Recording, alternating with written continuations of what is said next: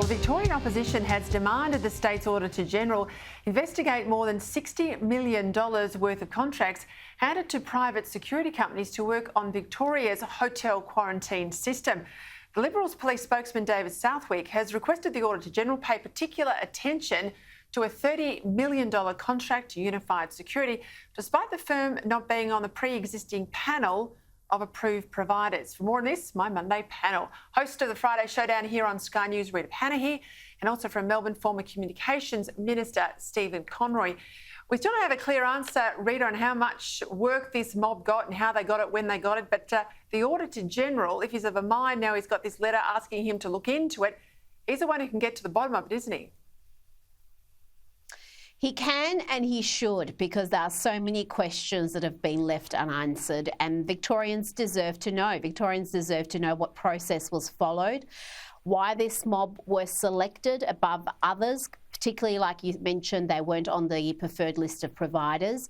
And we need to get to the bottom of these questions, because there were huge ramifications for the state and for the families of those who were most impacted. But this state suffered through a 112-day lockdown because of the virus leaking out of quarantine hotels. We must know precisely what happened if we're to ensure it doesn't happen again.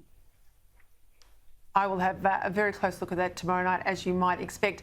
I want to turn to another issue. Prominent left-wing lawyer Josh Bernstein has reportedly abandoned his bid now for the Labor Senate pre-selection process in Victoria, following the emergence of tweets critical of Chris Bowen and Penny Wong. It comes as another Labor candidate, a guy called Sam Mitchell, he's facing calls to step aside following allegations of a lot of vile Facebook posts depicting Peter Dutton as Adolf Hitler and a sex toy in the shape of a crucifix.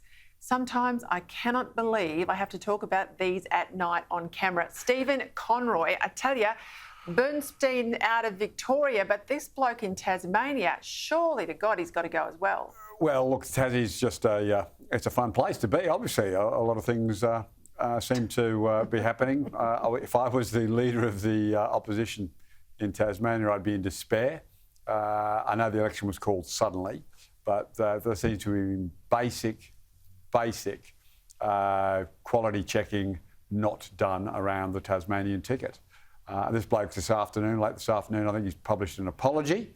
And at this stage, there doesn't seem to be going to be any further action against him, but clearly quality control in the Tasmanian Labor Party. And you've got to say from this early stage, the Tasmanian Labor Party will be getting asked some very hard questions by the ALP National Executive after the election, because if you were Albo, you wouldn't be sitting there going, I want these people running my election federally. No, we thought after all the Section 44 brouhaha too, that the party structures on both sides of politics would do better about looking into people's backgrounds, but clearly they didn't. This is all there on Facebook. You can find it with a Google search in about 2 minutes, and it's pretty shocking stuff. And it's not going to help Elbow in Tasmania.